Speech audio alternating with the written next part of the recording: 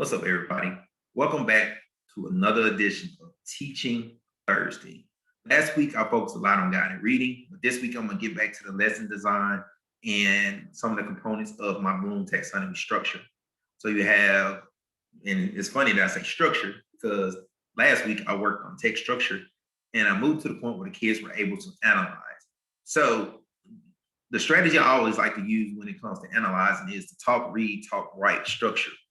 So I'll kind of give you an idea of what that looks like. So say for the talk one, what I might have done is talk about different cultures. Because the talk always wants to tie into what the actual passage is going to be about. I'm going to be introducing the passage about different cultures.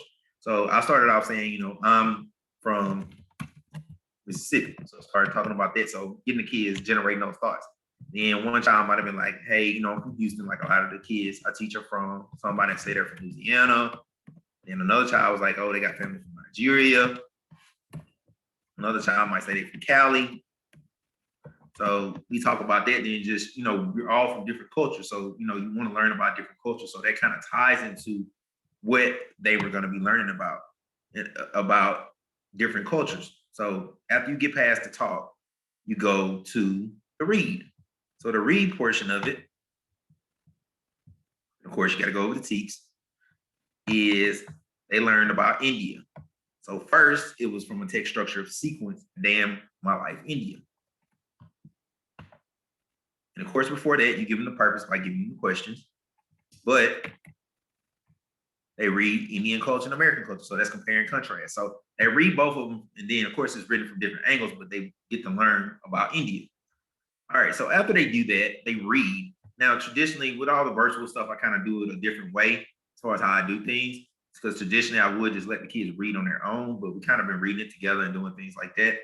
And then after they go to the read, they read it, you let them discuss the questions with each other. They don't write, they just discuss the question, discuss the passage. And I felt like my kids did a pretty good job of that. There was some things they didn't even know.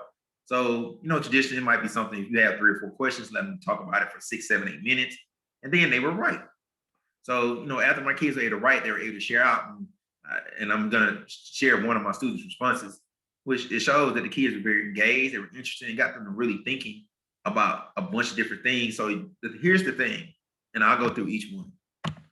When it comes to when you're analyzing, you have to create the questions yourself and use those question stems to really get kids to generate those thoughts and really to start thinking. So say for example, number one, how do the photos help you understand the author's perspective in A Day of My Life, India? So you ask them stems to get them looking at the pictures and generating those thoughts.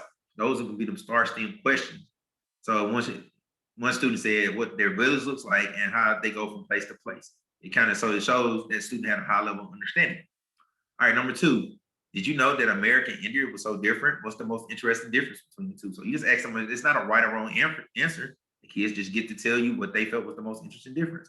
And so the child was like, in India, they have arranged marriages. In America, we have choice who we want to marry. That a lot of my students pretty much said that's something they didn't know. So now they've learned, though in that social studies, they learned about a different culture. All right, number 3, how does the title help you figure out the text structure of both articles? So the reason I put this, and I want them to be able to recognize the text structure just by looking at the title a lot of times. It kind of gives it away. And then the student said, A Day in My Life in India, the title tells me when and what she does at each time. So sequence. And in Indian American culture, he tells me he's doing a comparison. It talks about more than one thing. So it did say versus more than one thing. Evaluate. So that's where they had those truly critical thoughts and opinion. And it says, do you think people should try to learn about different cultures? And this is after you've read an article about a different culture from their own. Yes, because you might be interested and want to go there and help raise a person in their population. So, and then you have to synthesize when you come up with new thoughts. So I threw those in there. Normally on Analyze That, I don't always ask a synthesized question unless it fits. And it has to be something connected to what the kids are thinking about. And then synthesize. Write about a culture that you want to learn about and explain why. And then I want to learn about Africa. So maybe one day I can go there and help them with their water issue. So that gives kids to show their empathy and what they're thinking about. So they've really read an informational article, really being able to come up with some deep thoughts. Now, this is just one student sample, but it's kind of an idea of how that would look. You really get kids to analyze something. You can tell, for one, that they comprehend, they're applying their skills. Then at the same time, they're able to analyze and evaluate and synthesize potentially if the passage is the correct one.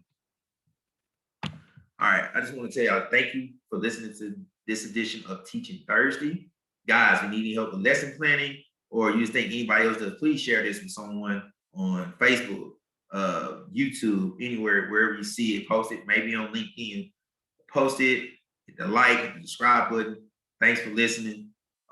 Look forward to next week. I'm still thinking about what I might do. Might focus on a little test prep, might focus on, something like that to help teachers as we get ready to make that final push. And as always, guys, be phenomenal.